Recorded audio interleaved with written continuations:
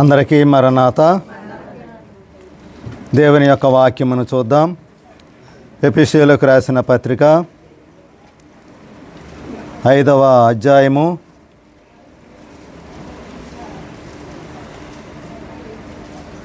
15వ వచనం చదువుకుందాం. దినములు చెడ్డవి గనుక సమయమును సద్వినియోగం చేసుకొనుచు జ్ఞానుల వలె నడుచుకొనుము. చాలండి. దినములు చెడ్డవి గనుక సమయమును సద్వినియోగం చేసుకోమంటున్నాడు దేవుడు. అంటే దేవుని యొక్క చిత్తమును ఏ విధంగా తెలుసుకోవాలి, దైవ చిత్తము అనేది మనము తెలుసుకోవాలి అంటే ఏం చేయాలి, ఎలాంటి లక్షణాలు మనము కలిగి ఉండాలి.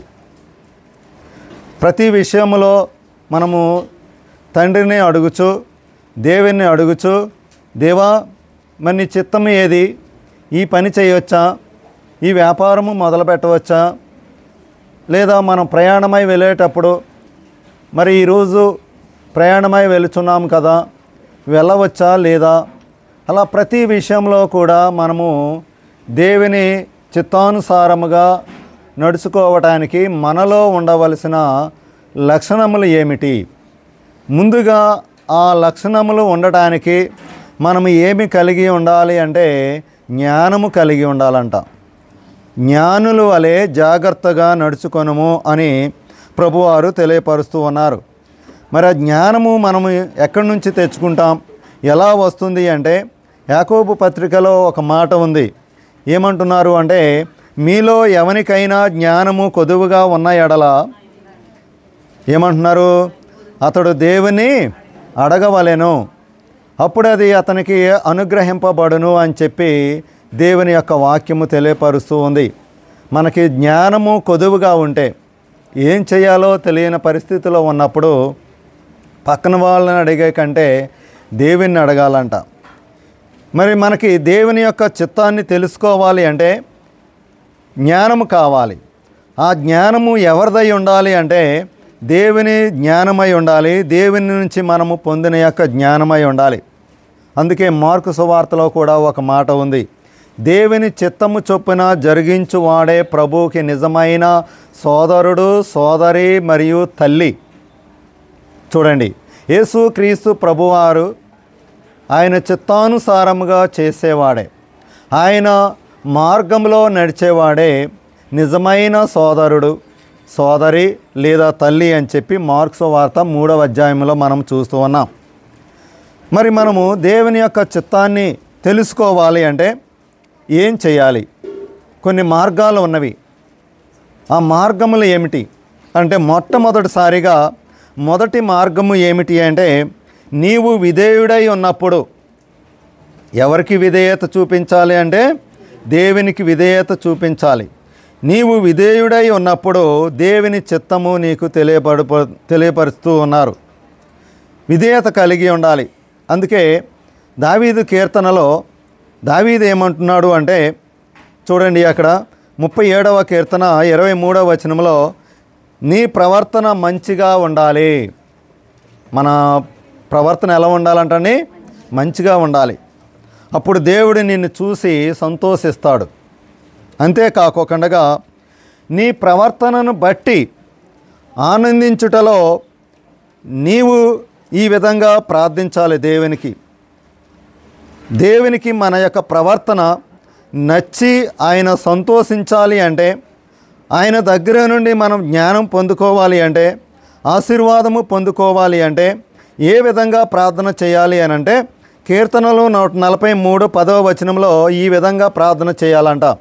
ఏమంటున్నారు అంటే, దేవా నీవే నా దేవుడవు, నీ చిత్తానుసారంగా ప్రవర్తించుటకు నాకు నేర్పుము, దయగల నీ ఆత్మ చూడండి సమభూమి గల ప్రదేశమందు నన్ను నడిపించునుగాక అని చెప్పి ఇలా ప్రార్థన చేయాలంట. దేవా నీ చిత్తానుసారముగా నన్ను నడిపించు. ఎలా ప్రవర్తించాలి, నా ప్రవర్తన ఎలా ఉండాలి, అవన్నీ కూడా నీవే నేర్పు అని చెప్పి మనం ఆ విధంగా ప్రార్థించినప్పుడంట మన యొక్క జీవితంలో పరిస్థితి ఎలా ఉంటుంది అంటే దేవుడు నిన్ను ఒడిదుడుగుల నుండి ఎత్తు పొలాలు అనేవి లేకోకుండగా సమభూమి ద్వారా, అంటే భూమి సమాంతరంగా సమంగా ఉండే విధంగా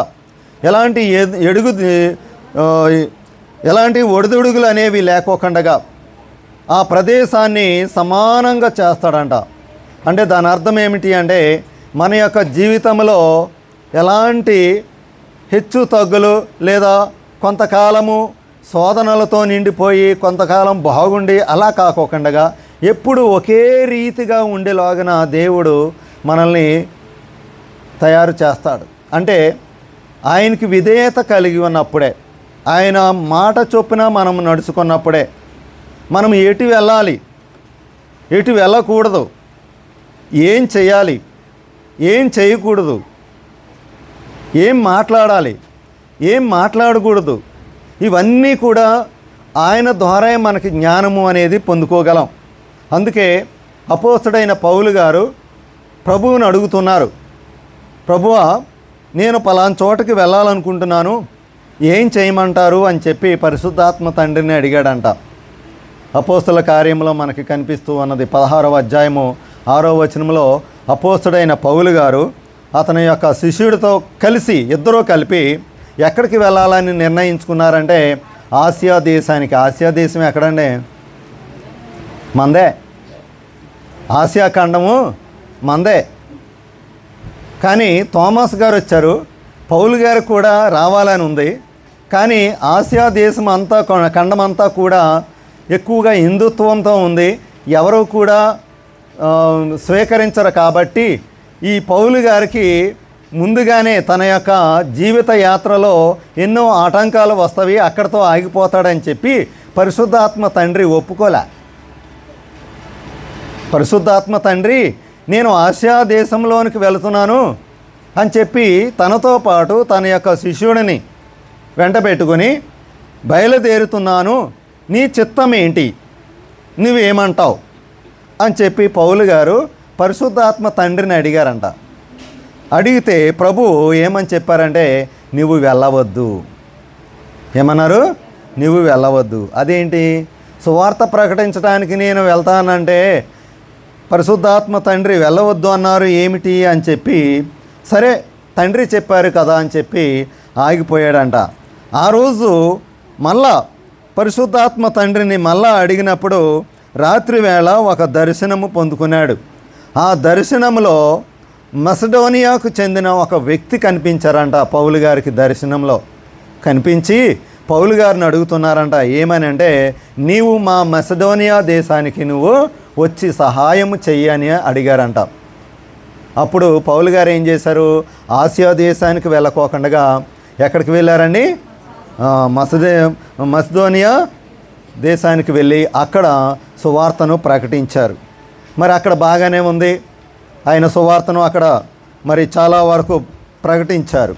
పౌలు గారు దేవుని యొక్క చిత్తానుసారముగా నడుచుకున్నాడు. ఆయన యొక్క జీవిత యాత్రలో, ఆయన పరిచర్యలో దేవుడు చెప్పినట్టుగానే వెళ్ళాడు. అంటే దాని అర్థం ఏమిటి అంటే విధేయత చూపించాడు. అక్కడ వాక్యము, ఆసియాలో వాక్యము చెప్పవద్దు అని దేవుడు ఎందుకు చెప్పాడు అంటే తన యొక్క జీవిత పరిచర్య, తన పని అక్కడితో ఆగిపోద్ది, అక్కడ తిరస్కరిస్తారు. మరి తాను వాక్యాన్ని చాలా ప్రాంతాలకి వెదజల్లాలి, సంఘాలు కట్టాలి. కాబట్టి పరిశుద్ధాత్మ తండ్రి వద్దు అని చెప్పారు. అందుచేత పౌలు గారు కూడా పరిశుద్ధాత్మ తండ్రి చిత్తానుసారముగా తన యొక్క జీవిత యాత్రను కొనసాగించారండి. ఒక భక్తుడు ఉన్నాడు, హెలికాప్టర్ ఎయిర్ప్లేన్ టికెట్ తీసుకున్నాడండి. కానీ ఆ సమయానికి వెళ్ళలేకపోయాడు, ఎయిర్ప్లేన్ ఎక్కలేకపోయాడు, మిస్ అయిపోయింది. పాపం టికెట్ డబ్బులు పోయినాయి, కానీ ఎయిర్ప్లేన్ వెళ్ళిపోయింది. అయితే వెళ్ళిపోయిన అది పైకి లేచిన కొంచెంసేపటికే బ్లాస్ట్ అయిపోయిందంట. తను కూడా ఎక్కినట్టయితే ఏమవును? చచ్చిపోయాను కదా. అంటే అది దైవ చిత్తము కాదు కాబట్టి తనకు లేట్ అయ్యింది, ఆ ఎయిర్ప్లేను అందుకోలేకపోయాడు. మనము కూడా మన యొక్క జీవితంలో దేవుని యందు విధేయత చూపించి ప్రతి విషయంలో కూడా దేవుని యొక్క చిత్తానుసారముగా నడుచుకున్నట్లయితే మనము దేవునికి దగ్గరవుతామంట. దేవుడు మనకి దగ్గరగా ఉండాలి అంటే మనం ఏం చేయాలి అంటే విధేయత చూపించాలి. ఆయన త్రోవలో మనము నడవాలి అంటే, ఆయన మార్గంలోనికి మనము వెళ్ళాలి అంటే మనం దగ్గర అవ్వాలి.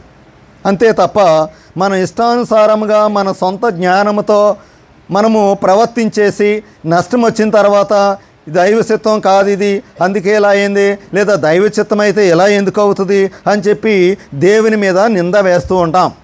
అందుకే సొలొమోను రాజు ఏమంటున్నారు అంటే సామెతల గ్రంథము 3వ అధ్యాయము 5-6 వచనాలు ఏమంటున్నాడంటే, నీ స్వబుద్ధిని ఆధారము చేసుకొనక నీ పూర్ణ హృదయముతో యెహోవా యందు నమ్మిక ఉంచుము, నీ ప్రవర్తన అంతటి యందు ఆయన అధికారమునకు ఒప్పుకొనుము, ఆయన నీ త్రోవలను సరళము చేయను అంటున్నాడు.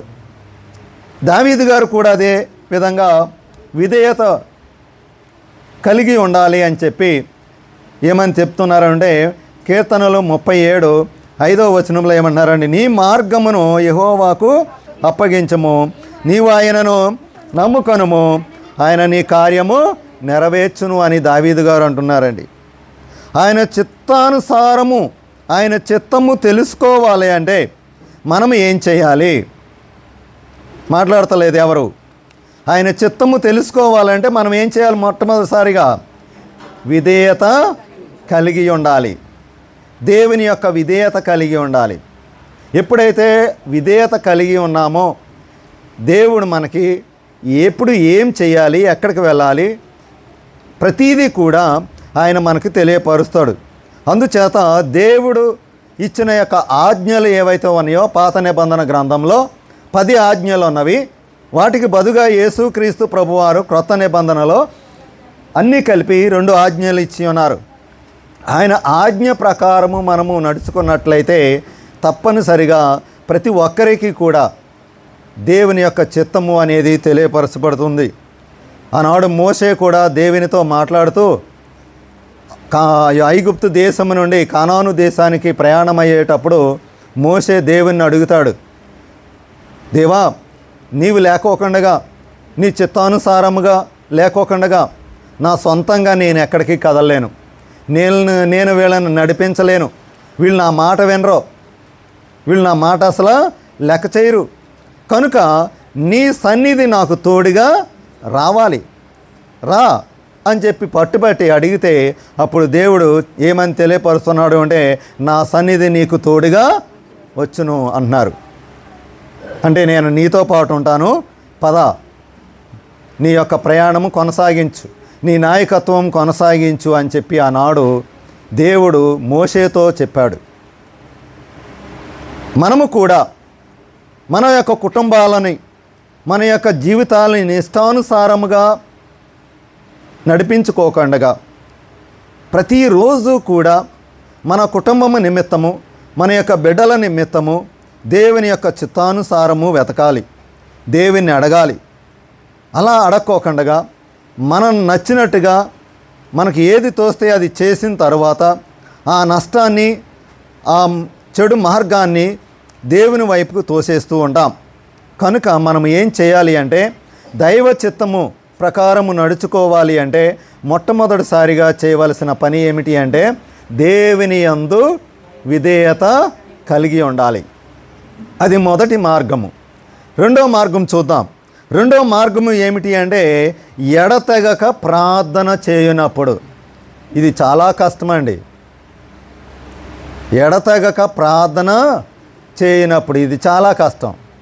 బైబిల్ మిషన్ వారికి ఇంకా సంవత్సరం పొడుగునా మధ్య మధ్యలో 1-2 రోజులు గ్యాప్ ఉంటుంది తప్ప మిగిలిన రోజులన్నీ కూడా ఏక ప్రార్థనలే. ఏదో ఒక పండుగ ఉంటుంది, లేకపోతే డైలీ వాళ్ళు ప్రార్థన చేసుకుంటూనే ఉంటారు, ఎడతెగక ప్రార్థన చేస్తారు. మిగిలిన వాళ్ళు ఏం చేస్తారు, ఒక ఆదివారం మాత్రమే ఆరాధనకి వెళ్తారు, మళ్ళీ వారానికి మళ్ళీ కనిపిస్తుంటారు. కానీ మనము దేవునికి దూరంగా ఉండకోకుండా దగ్గరగా ఉండాలి అంటే మనం ఏం చేయాలి అంటే ఎడతెగక ప్రార్థన చేయాలి. నువ్వు ఎడతెగక ప్రార్థన చేసినప్పుడు దేవునికి దగ్గరగా ఉండాలి అంటే ఏం చేయాలి అని అంటే, మొదట నీవు దేవుని యొద్దకు రావాలి. దేవుని యొద్దకు రాడు. మొట్టమొదటిసారిగా మనం ఏం చేయాలంట? మనం దేవుని యొద్దకు రావాలి. మనం ఎప్పుడైతే దేవుని యొద్దకు వచ్చామో దేవుడు మన యొద్దకు వస్తాడు. అంతే తప్ప నువ్వే నా దగ్గరికి రా అని చెప్పి దేవుని అడగకూడదంట. మనమే ఎవరి దగ్గరికి వెళ్ళాలి? దేవుని దగ్గరికి వెళ్ళాలి. దేవుని దగ్గరికి వెళ్ళినప్పుడు దేవుడు మన దగ్గరికి రావాలి అంటే మనం ఏం చేయాలి అంటే ఎడతెగక ప్రార్థన చేయాలి అని అపోస్తలుడైన పౌలు గారు కూడా చెప్తూ ఉన్నారు. అందుచేత ప్రతి విషయంలో కూడా, ఏ విషయం అండి? ప్రతి విషయంలో కూడా, అది చిన్నదవ్వచ్చు పెద్దదవ్వచ్చు, అది దేవుడు చేసిన యొక్క కార్యములలో అది చిన్న కార్యము అవ్వచ్చు పెద్ద కార్యము అవ్వచ్చు. అద్భుత మీకు మన కుటుంబంలో జరిగే యొక్క అద్భుతాలు ఏవైతే ఉన్నాయో అవి చిన్నవైనా పెద్దవైనా సరే ప్రతి విషయంలో కూడా మనం ఏం చేయాలి అంటే దేవునికి కృతజ్ఞతాస్తుతులు చెల్లించాలి. ఇది ముఖ్యమండి.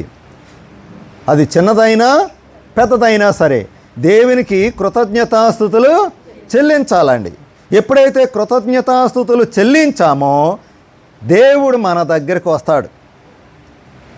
నువ్వు కానీ ప్రార్థన చేయకపోతే భయంకరంగా నష్టపోతావు. ప్రార్థన చేయని వారికి చాలా నష్టము కలుగుతుంది. దేవుడు వారి నుండి దూరమైపోతాడు. కనుక మనము దేవుని యొక్క నడిపింపులో ఉండాలి. దేవుడు మనకి దగ్గరగా ఉండాలి అంటే మనము ప్రార్థన చేయాలి.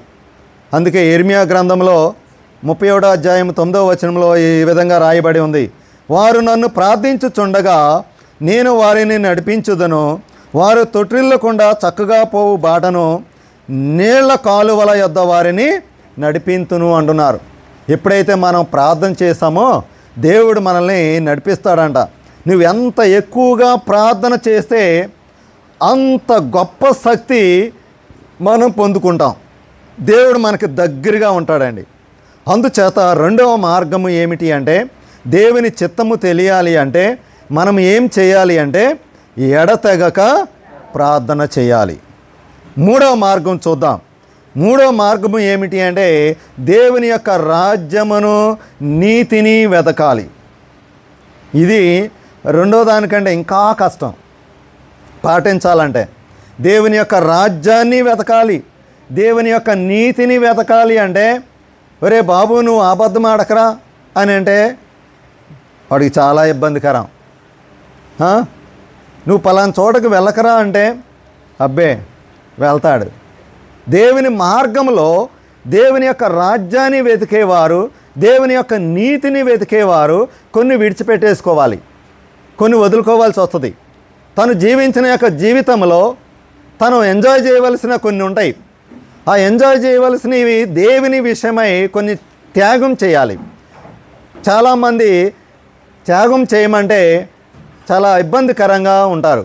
ఎందుచేతనంటే నువ్వు ఎప్పుడైతే దేవుని రాజ్యాన్ని నీతిని వెతికావో మరి కొన్ని ఈ లోకంలో విడిచిపెట్టి ఆయన మార్గంలో నడుచుకోవాలి అంటే అది కొంచెం కష్టతరమైనా సరే నువ్వు ఎప్పుడైతే దేవుని రాజ్యాన్ని నీతిని వెతికావో దేవుని చిత్తము నీకు తెలియపరచబడుతుంది.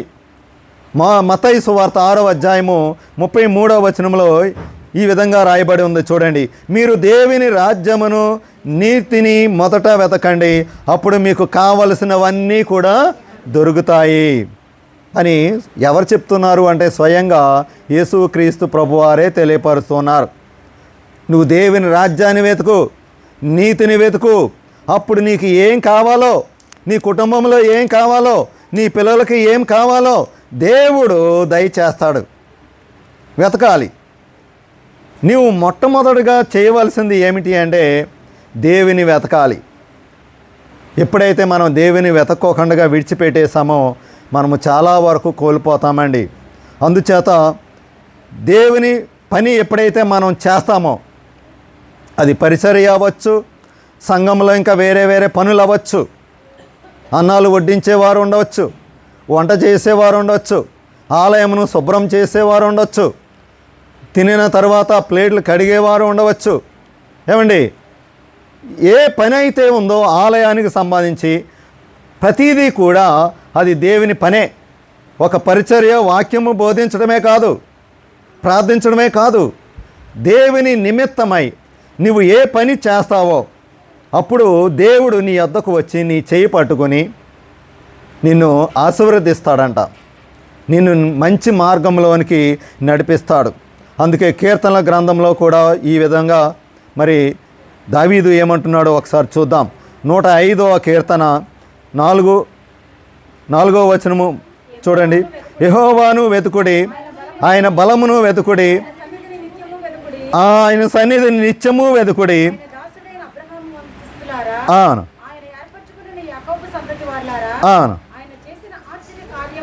అవును, జ్ఞాపకం చేసుకొనేది చాలండి.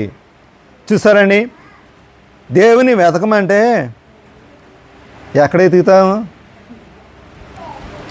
ఏమండి, ఎక్కడ ఎతుకుతాం? అయ్యగారు కొంచెం చెప్పండి బాబు, బండి వేసుకెళ్తాను, లేకపోతే ఆటో మాట్లాడుకుని వెళ్తానండి అనుకుంటున్నారు కదా. దేవుని వెతకాలి అంటే ఆయన సన్నిధిలోనికి వచ్చి మొరపెట్టి, దేవా నాతో మాట్లాడు, నీ చిత్తమేదో నాకు తెలియపరచు అని చెప్పి ఎప్పుడైతే మనం ఆయన్ని వెతికామో తప్పనిసరిగా ఆయన మనం చేయి పట్టుకుంటాడంట. చేయి పట్టుకుని, నా బిడ్డ ఇదిగో నేను చెప్పే మార్గంలోనికి నువ్వు నడు అని చెప్పి దేవుడు మనకి తెలియపరుస్తాడంటండి. మరి దేవుని వెతక్కోకుండా ఆయన్ని పక్కన పడేసి మన సొంత చిత్తముతో మనము వెళ్ళిపోయామనుకోండి, ఆ తర్వాత మనకి ముందు బాగానే ఉంటుంది. ఎలా అంటే ఆశీర్వాదములు 2 రకాలు. ఒకటి దేవుని నుండి పొందుకునే ఆశీర్వాదము, ఒకటి సాతాను నుండి పొందుకునే ఆశీర్వాదము. అదేంటండి, సాతాను దగ్గర నుంచి కూడా ఆశీర్వాదాలు ఉన్నాయా? ఉన్నాయండి. ఎలా అంటే సాతాను దగ్గర నుండి వచ్చే యొక్క ఆశీర్వాదములు ఎలా ఉంటాయి అంటే ముందు బాగానే ఉంటుంది, చక్కగా సహితగా ఉంటుంది. ఏమండి, ముందు బాగుంటుందండి. టీవీలో ఒక సినిమా చూస్తున్నామండి, ఆ స్టోరీ చూస్తున్నాం, లేకపోతే సీరియల్ చూస్తారు మీరు, అది సాతాను ప్రవేశపెట్టిన ఆశీర్వాదమే. ఆహా, కుర్చీలోనే అంత దర్జాగా కూర్చుని వింటున్నాను అని చెప్పి చూసి ఆనందిస్తూ ఉంటాం. ఆ తర్వాత మనకు కలిగే యొక్క నష్టం ఏమిటి? దానివల్ల చాలా నష్టం వస్తుంది. ముందు చాలా బాగుంటుంది. లేదా సిగరెట్ తాగుతాం అన్నామండి, సిగరెట్ తాగేటప్పుడు ఊ అని వస్తాం, చక్కగా ఆ పొగ బయటకు వదులుతాం, అప్పుడు మంచి మత్తుగా ఉంటుంది. ఆ తర్వాత మన ఊపిరితిత్తులు మొత్తం హోలాడిపోతాయి కదా. సాతాను ఆశీర్వాదాలు అయ్యాయి. దేవుడు ఇచ్చే ఆశీర్వాదాలు విడిచిపెట్టేసి సాతాను ఆశీర్వాదాలు మనం పొందుకునేటప్పుడు ముందు బాగానే ఉంటుంది, తర్వాత చాలా నష్టపోతామండి. అందుచేత దేవుని చిత్తం ఎరగాలి అంటే ముందు ఆయన్ని వెతకాలి అంటున్నారు. 4వ మార్గము చూడండి. 4వ మార్గము ఏమిటి అంటే నీవు ఫలించుట వలన. ఏంటండి? నీవు ఫలించుట వలన దేవుని చిత్తాన్ని తెలుసుకుంటావు. నేను ఎప్పుడు వాక్యం మొదలుపెట్టినా సరే, తణుకు సంఘంలో ఎప్పుడు వాక్యం మొదలుపెట్టినా సరే ఏ మాటతో మొదలు పెడతానంటే అందరూ బాగున్నారా అంటాను. మళ్ళా రిప్లై కూడా నేనే ఇస్తా. అందరూ బాగున్నారా అని అడిగిన తర్వాత ఏం బాగుంటాంలేండి అయ్యగారు అండి, ఏదో ప్రార్థనని వచ్చాము, బోడైన సమస్యలు ఉన్నాయి, మాకు శోధనలు ఉన్నాయండి అయ్యగారండి అని అంటారు కదా మీరు అని చెప్పి రిప్లై కూడా నేనే ఇస్తా. ప్రశ్న నేనే, జవాబు కూడా నేనే. ఇక్కడ ఫలించుట వలన ఎవరైతే అభివృద్ధి చెందుతారో, ఎవరైతే ఆశీర్వదించబడతారో వారు ఎవరి చిత్తాన్ని తెలుసుకుంటారంట?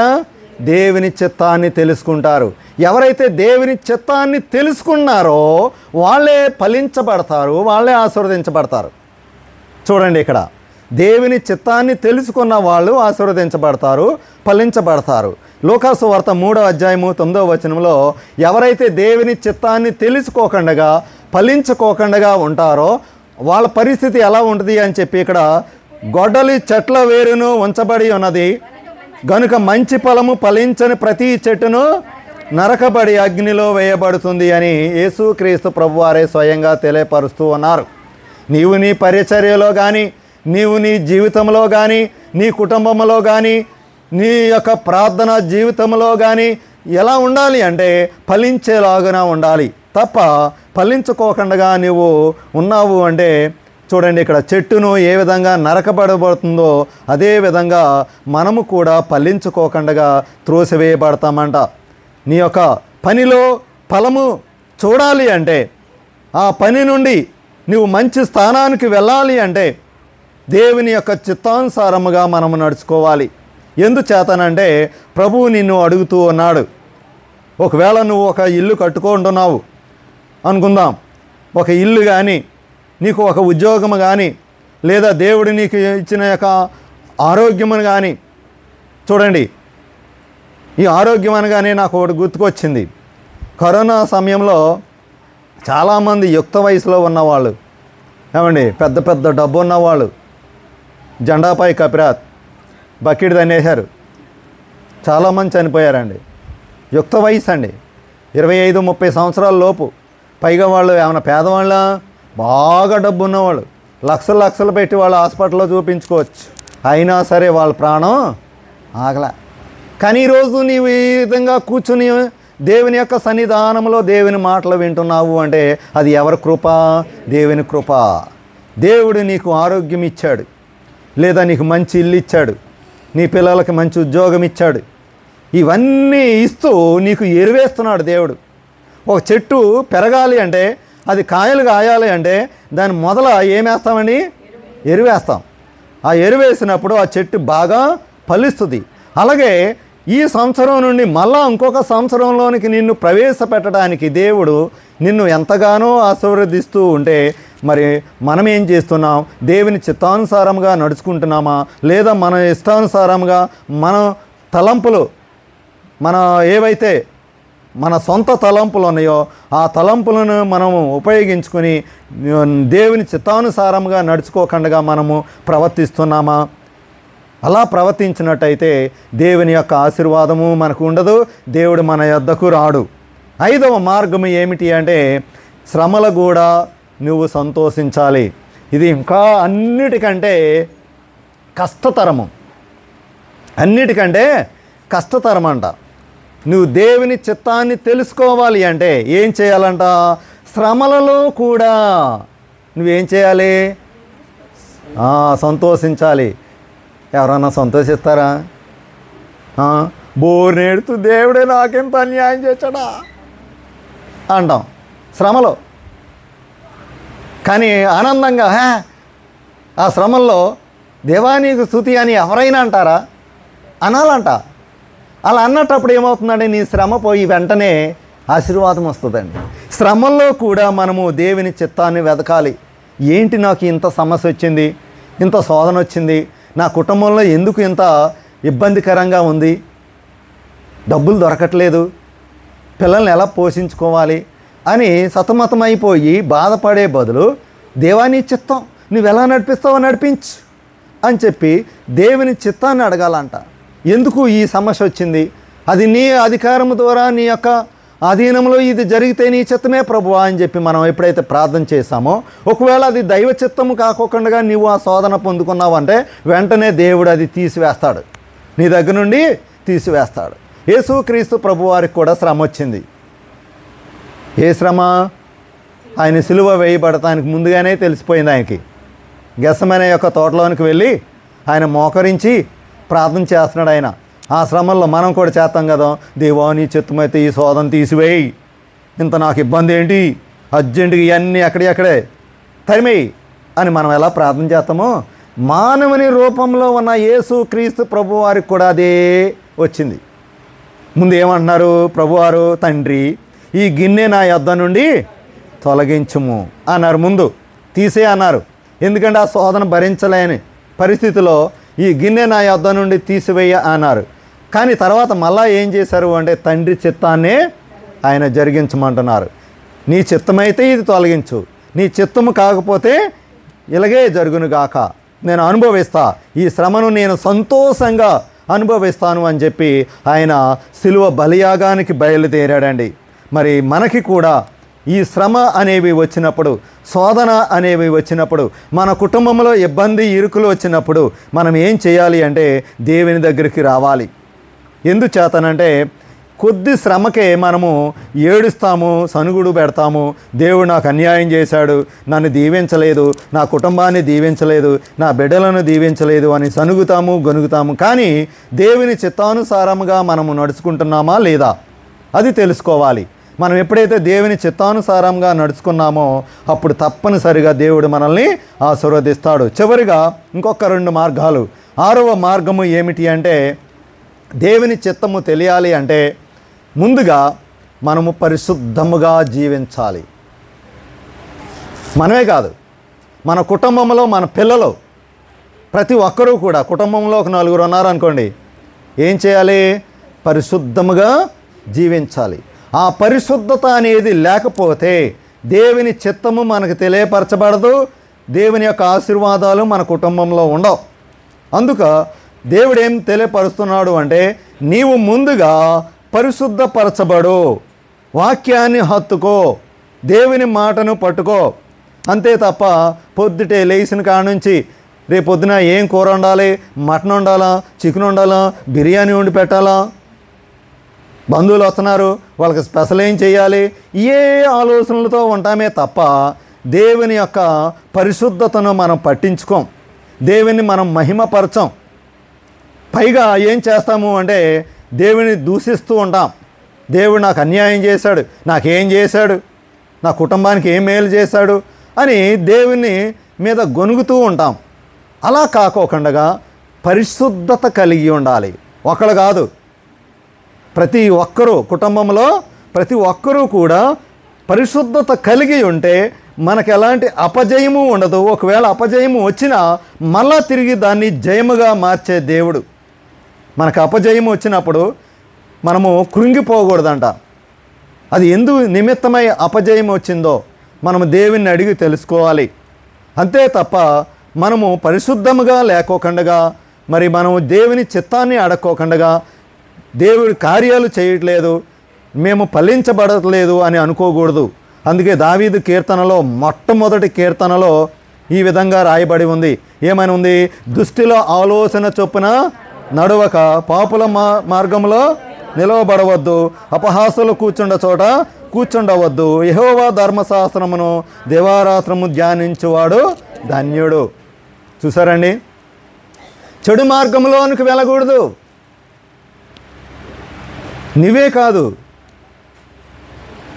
నీ భర్త వెళ్ళకూడదు, నీ పిల్లలు వెళ్ళకూడదు చెడు మార్గంలోనికి. కుటుంబంలో ఒక్కరూ చెడు మార్గంలోనికి వెళ్ళినా దేవునికి దూరమైపోతామంటండి. అందుచేత మనం ఎలా ఉండాలి అంటే పరిశుద్ధత కలిగి ఉండాలి. చివరిగా 7వది మార్గము ఏమిటి అంటే మరి నీకు బోధించే యొక్క బోధకులు ఎవరైతే ఉన్నారో, ప్రవక్తలు ఎవరైతే ఉన్నారో, యాజకులు ఎవరైతే ఉన్నారో, దైవజనులు ఎవరైతే ఉన్నారో వారిని చూసి మనము నేర్చుకోవాలంట. వారిని చూసి ఆదర్శంగా తీసుకుని ఎప్పుడైతే మనము ఇదిగో పలానా దైవజనుడు ఎలా ఉన్నాడు, దైవజనురాలు ఎలా ఉన్నది, వాళ్ళు చెడ్డగా ఉన్నారనుకోండి, అయ్యగారండి వాళ్ళని చూసి నేర్చుకోమన్నారు కదా, అయ్యగారండి వాళ్ళని చూసి నేర్చుకోమన్నారు కదా, నేను నేర్చుకుంటున్నాను అనుకోవద్దు. మీరు వాళ్ళని చూడాలి. వారిలో ఏం చూడాలి అంటే మంచిని చూడాలి. వాళ్ళు నిజంగా దేవుని మార్గంలో నడుస్తున్నారా లేదా, దేవుని లక్షణాలు వారిలో ఉన్నవా లేదా. భక్తులైన వారిని చూసి మనం ఎప్పుడైతే నేర్చుకున్నామో దేవుని యొక్క చిత్తమును మనము తెలుసుకుంటామంట. అందుకే గొప్ప గొప్ప భక్తుల యొక్క చరిత్రలో ఏవైతే ఉన్నాయో వాళ్ళ పుస్తకాలు అప్పుడప్పుడు చదువుకోవాలంట. దైవజనులు దేవదాసాయి గారు ఉన్నారు, ఆయన జీవిత చరిత్ర ఒకసారి చదువుకుంటే మనకి తెలుస్తుంది. అలాగే ఇంకా చాలామంది భక్తులు ఉన్నారు, వాళ్ళ పుస్తకాలు ఉంటాయి, ఆ పుస్తకాలు అప్పుడప్పుడు చదువుకోవాలంట. ఆ చదువుకోవడం వలన వారు ఏ విధంగా జీవించి ఉన్నారు, దేవుని మార్గంలో నడిచారో మనకి తెలియబడుతున్నాడా. అప్పుడు మనం కూడా అదే విధంగా పరిశుద్ధతో కలిగి మరి మన ఎప్పుడైతే వారి మార్గంలో మనము నడిచామో మన యొక్క అవసరతలను దేవుడు తీరుస్తాడంట. అంతేకాకుండా ఆనాడు మోషే నాయకత్వంలో ఇజ్రాయేల్ ప్రజలను నడిపించినప్పుడు ఇజ్రాయేల్ ప్రజలు అందరూ మోషే మాట విన్నారా? వినలేదు. చాలా మొండితనంతో ఉన్నారు, ఎదిరికించారు, విసిగిపెట్టించారు మోషేను. ఎవరైతే మొండితనంతో అవిశ్వాసంతో మాట వినకోకుండా ఉన్నారో వాళ్ళందరూ కూడా మధ్యలో బకెట్ తన్నేశారండి. అటు ఐగుప్తు దేశానికి ఇటు కానాను దేశానికి మధ్యలో బకెట్ తన్నేశారు. మరి కానాను దేశానికి ఎవరు వెళ్ళారంటే వాళ్ళ పిల్లలు వెళ్ళారు.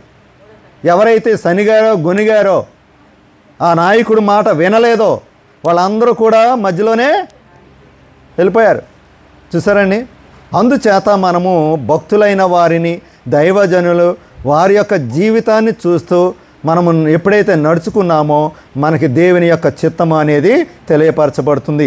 చివరిగా ఇంకొక వాక్యమును నేను తెలియపరుస్తూ ఉన్నాను. 1వ కొరింథీయులకు రాసిన పత్రిక 10వ అధ్యాయము చూడండి, 1వ వచనం చూడితే, మన పితరులైన ఇజ్రాయేలులందరూ కూడా దేవుని నడిపింపులో నడిచారు అంటున్నారు. సముద్రము 2 పాయలుగా చీలగా ఆరిన నేల ఏర్పడి ఆ నేల మీద ఇజ్రాయేలులందరూ కూడా కలిసి ఒకే ఆహారం ఏంటది? మన్నా అనే యొక్క ఆహారము. ఒకే బండ నుండి వచ్చిన యొక్క నీళ్లు వాళ్ళు తాగారు. దేవుడు వాళ్ళందరినీ సురక్షితంగా నడిపించాడు. దేవుడు వారి పట్ల అనేక అద్భుత కార్యాలు చేశాడు. అయితే ఏమైంది? వారిలో ఎక్కువ మంది దేవునికి ఇష్టలుగా ఉండలేకపోయేరి. వాళ్ళు మన్నాను తిన్నారు, బండలో నుంచి వచ్చిన నీరు తాగారు. చూసారండి. కానీ దేవునికి ఎలా ఉండలేకపోయారంట? ఇష్టలుగా ఉండలేకపోయారు. అరణ్యంలోనే వారు సంహరించబడ్డారు. అరణ్యంలోనే వారు చనిపోయారు. వాళ్ళ ఇష్టానుసారముగా వారు త్రాగారు, డ్యాన్సులు వేశారు, మరి ఆడుకున్నారు, విగ్రహారాధన చేశారు, వ్యభిచరించారు. వాళ్ళ ఇష్టానుసారముగా వాళ్ళు ప్రవర్తించారు కాబట్టి వారు మధ్యలోనే హతమైపోయారు. దేవుని చిత్తానుసారముగా వారు నడుచుకోలేదు. అందుచేత దేవుని విషయంలో మనం ఎలాంటి సనుగుడు గొనుగుడు అనేది ఉండకూడదు. ఎప్పుడైతే ఈ సనుగుడు గొనుగుడు అనేది దేవుని మీద ఉందో మనకి ఆశీర్వాదముకు బదులు నష్టమును వాటిల్లుతుంది, శ్రమలు పాలైపోతాం. కాబట్టి మరి మన పై ఉన్న యొక్క నాయకులు ఎవరైతే ఉన్నారో, భక్తులు ఎవరైతే ఉన్నారో వారు ఏ విధంగా జీవించి ఉన్నారో వారి యొక్క మార్గంలో మనము కూడా నడవటానికి ప్రయత్నం చేసినప్పుడు తప్పనిసరిగా దేవుడు మనకి జ్ఞానాన్ని ఇస్తాడు. ఆయన ద్వారా మనము ఆశీర్వాదము పొందుకుంటాం. ఆయన చిత్తానుసారముగా నడవటానికి ఆయన చిత్తము మనకి బయలుపరచబడుతుంది. కాబట్టి దేవుని బిడ్డలారా, మనందరము కూడా దేవుని యొక్క చిత్తానుసారముగా నడుచుకోవడానికి ప్రయత్నం చేద్దాం. కొద్ది వాక్యమును దేవుడు దీవించునుగాక. ఆమేన్. ప్రార్థన చేసుకుందామండి. మహాపరిశుద్ధుడు అయిన తండ్రి, వందనములు నాయనా, స్తుతులు స్తోత్రములు. ఇదిగో నాయనా, నీ చిత్తానుసారముగా నడుచుకోవడానికి కొద్ది మాటలు నీవు ఇప్పటి వరకు మాతో తెలియపరిచి ఉన్నావు. అవును నాయన, మా జ్ఞానము చొప్పున కాకోకుండా నీ జ్ఞానము చొప్పున మా యొక్క జీవితంలో మేము నడుచుకునేలాగన మమ్ములను, మా యొక్క కుటుంబాలను, బిడ్డలను దీవించి ఆశీర్వదించమని యేసు నామమున ప్రార్థిస్తున్నాము తండ్రి. ఆమేన్.